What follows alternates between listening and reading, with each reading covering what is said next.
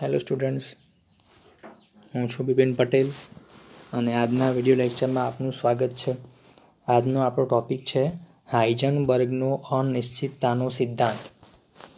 મિત્રો, કેમેસ્ટ્રી અને ફિઝિક્સ બંનેમાં આ ટૉપિક કોમન છે, તો બંનેમાં થોડું ઘણું વેરિએશન રહેશે કેમ કે આ સિદ્ધાંત પોતે જ એક અનિશ્ચિતતા છે, એટલે એના અમુક જે બાબતો છે એમાં પણ અનિશ્ચિતતા રહેશે.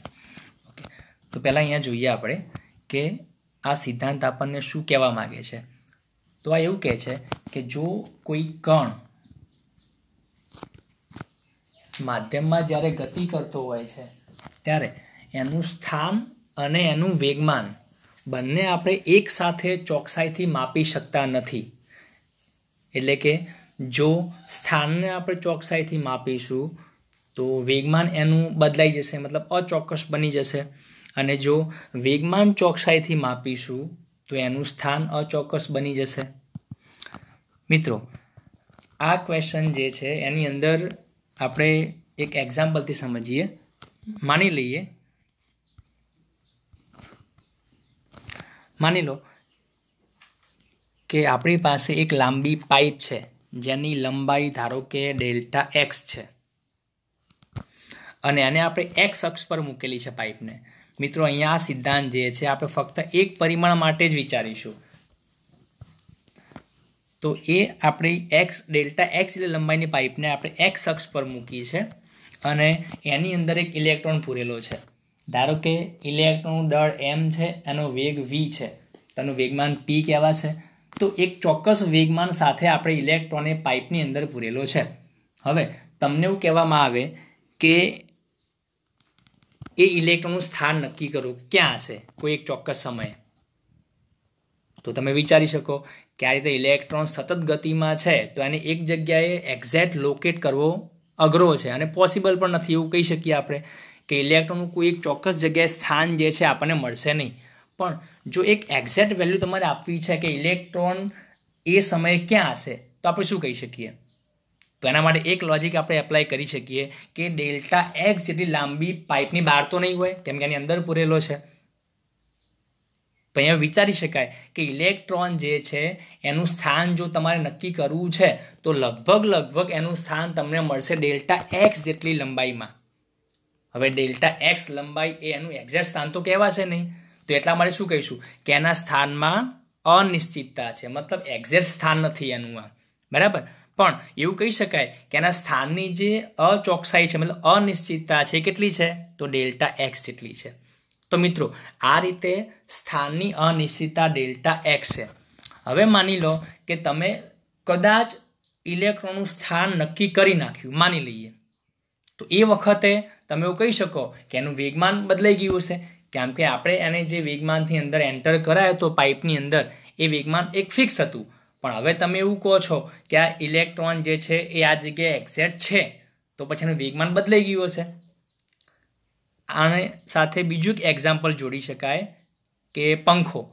જ્યારે પંખો ફરતો હોય છે ત્યારે કોઈ તમને એના પાંખિયાનું સ્થાન લોકેટ કરવાનું કે એક્ઝેક્ટ કે કયું પાંખિયું ક્યાં છે, તો તમે એને એક્ઝેક્ટ નક્કી નહીં કરી શકો. કેમ? તો કે પંખો સતત ગતિમાં છે, એની ચોક્કસ સ્પીડ છે, વેગમાન છે એની પાસે. પણ જો તમે કોઈ એક પાંખિયું લોકેટ કરી નાખો કે આ પાંખિયું અહીંયા છે, તો પછી એનું વેગમાન કંઈક અલગ હશે, વેગમાન પહેલાં જેટલું નહીં હોય, બદલાઈ ગયું હશે. મિત્રો, તો આ રીતે બંને એક સાથે, મતલબ વેગમાન અને સ્થાન બંને એક સાથે નક્કી કરી શકાતા નથી. જો એકને નક્કી કરવા જાઓ તો બીજું બગડી જશે. ઓકે, તો અહીંયા એવું કહી શકાય કે વેગમાનની જે અચોક્કસતા છે એ ધારો કે ડેલ્ટા પી જેટલી છે. તો આ રીતે આપણે ડેલ્ટા એક્સ અને ડેલ્ટા પીને જો આપણે જોડી નાખીએ તો એના આધારે આપણે હાઇઝનબર્ગનો સિદ્ધાંત એ બનાવી શકીએ. તો હાઇઝનબર્ગના સિદ્ધાંત આપણે આવું કહે છે કે જો કણના એક્સ યામની અનિશ્ચિતતા ડેલ્ટા એક્સ હોય અને વેગમાનની એક્સ યામની અનિશ્ચિતતા ડેલ્ટા પી હોય, અહીંયા બંનેમાં એક્સ યામ એટલા માટે લખેલા છે કે આપણો આ જે સિદ્ધાંત છે એક પરિમાણ માટે જ છે. ઓકે, તો હાઇઝનબર્ગ એવું કહ્યું કે જો આપણે ડેલ્ટા એક્સ અને ડેલ્ટા પીને મલ્ટીપ્લાય કરીએ, એટલે કે સ્થાનની અનિશ્ચિતતા અને વેગમાનની અનિશ્ચિતતાને આપણે જો ગુણાકાર કરીએ તો એ એચ કટ જેટલો ઓલમોસ્ટ ઇક્વલ ટુ થાય છે. એચ કટ આ એક અચળાંક છે, પ્લાન્કે આપેલો એક અચળાંક છે. અહીંયા જોઈ શકાય છે કે આ વેલ્યુ એક્ઝેક્ટ ઇક્વલ નથી, ઓલમોસ્ટ ઇક્વલ ટુ છે. એનો મતલબ એ કે થોડું ઘણું વેરિએશન રહી શકે છે. તો કદાચ કેમિસ્ટ્રીમાં અલગ સૂત્ર આવતું હોઈ શકે. તો અહીંયા આપણે એનાથી કોઈ મતલબ નથી.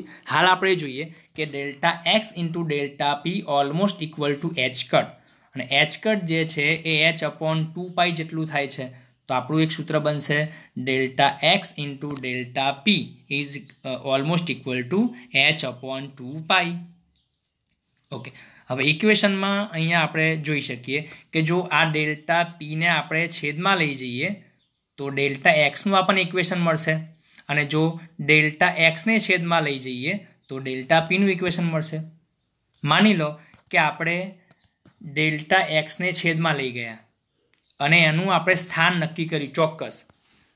હવે તમે જોઈ શકો છો કે જો ઇલેક્ટ્રોનનું અથવા તો કોઈ કણનું આપણે સ્થાન નક્કી કરી નાખીએ તો એની જે અનિશ્ચિતતા છે 0 બની જશે. ડેલ્ટા એક્સ શું બતાવે આપણને કે એના સ્થાનનો જે ફેરફાર છે, પણ એક્ઝેક્ટ સ્થાન આપણે નક્કી કરી નાખ્યું તો એમાં કોઈ ફેરફાર જોવા મળશે નહીં, એટલે કે એનો ફેરફાર હશે 0. તો આનો મતલબ એ કે જો ડેલ્ટા એક્સ 0 કરી નાખો અને એ ડેલ્ટા એક્સને છેદમાં લાવી દો તો ડેલ્ટા પી શું બની જશે?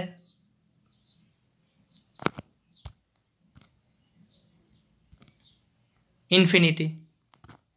તો જ્યારે ડેલ્ટા એક્સ 0 હોય છે એટલે એક્ઝેક્ટ સ્થાન હોય છે ત્યારે વેગમાન અનંત બને છે, ઇન્ફિનિટી, મતલબ કંઈ નક્કી હોતું નથી. એ રીતે ઊંધું, જો ડેલ્ટા પી આપણે એક્ઝેક્ટ નક્કી કરી નાખીએ, વેગમાન ચોક્કસ લઈ લઈએ તો વેગમાનનો ફેરફાર 0 બનશે. પણ એ જાણીએ છીએ કે જો ડેલ્ટા પી 0 લઈ લઈએ અને એને છેદમાં અહીંયા મૂકી દઈએ તો ડેલ્ટા એક્સની વેલ્યુ આપણને મળશે ઇન્ફિનિટી. તો આનો મતલબ એ કે જો એકને 0 લઈએ છીએ તો બીજું ઇન્ફિનિટી થાય છે. તો આ રીતે બંને સાથે નક્કી કરવા અઘરા છે, મતલબ મુશ્કેલ છે.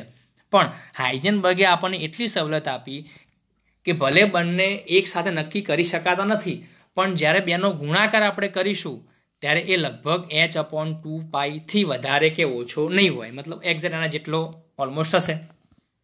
તો મિત્રો, આ રીતે આપણે હાઇઝનબર્ગના સિદ્ધાંતનો ઉપયોગ કરી અને સ્થાન અને વેગમાનની જે અનિશ્ચિતતા છે એને આપણે લગભગ નક્કી કરી શકીએ. મિત્રો, આનો ઉપયોગ આપણે ક્યાં કરીશું? તો અહીંયા આપણને ખબર છે કે બંનેમાંથી એક રાશિને જો આપણે વધુ નિશ્ચિત બનાવીએ તો બીજી રાશિ અનિશ્ચિત બની જાય છે. ઓકે, હવે અહીંયા જોઈ શકાય છે કે જો આપણે ઇલેક્ટ્રોન ચોક્કસ વેગમાન ધરાવતો હોય, એટલે કે વેગમાનની એક્ઝેક્ટ આપણે વેલ્યુ નક્કી કરી નાખીએ, ચોક્કસ બનાવી દઈએ તો એનો જે ફેરફાર છે અનિશ્ચિતતા ડેલ્ટા પી એ 0 થઈ જશે. તો આનો મતલબ એ થયો કે જો વેગમાન આપણે જાણતા હોઈએ ચોક્કસ, તો એ વેગમાનનો ઉપયોગ કરીને આપણે લેમ્બડા શોધી શકીએ છીએ, અને લેમ્બડા આપણી ડી બ્રોગલી તરંગ લંબાઈ છે. તો આનો મતલબ એ કે જો કોઈ કણની તરંગ લંબાઈ તમારે શોધવી છે, એટલે કે તમારે એને તરંગ સ્વભાવ જો પ્રૂવ કરવો છે તો એના માટે એનું વેગમાન નક્કી હોવું જોઈએ. ઓકે, તો આ રીતે હાઇઝનબર્ગનો સિદ્ધાંત જે છે એ આપણને ડી બ્રોગલી તરંગ લંબાઈ નક્કી કરવા માટે હેલ્પ કરે છે. મિત્રો, આ ક્વેશ્ચન પણ આઈએમપી છે અને કમ્પેરેટિવલી ઇઝી છે. જસ્ટ ખાલી એક ઇક્વેશન તમારે યાદ રાખવાનું છે. ઓકે, તો નેક્સ્ટ લેક્ચરમાં આપણે ડેવિશન અને ગરમરના પ્રયોગ વિશે ચર્ચા કરીશું, એટલે કે ઇલેક્ટ્રોનની તરંગ પ્રકૃતિ સાબિત કરતો આ પ્રયોગ છે. Thank you.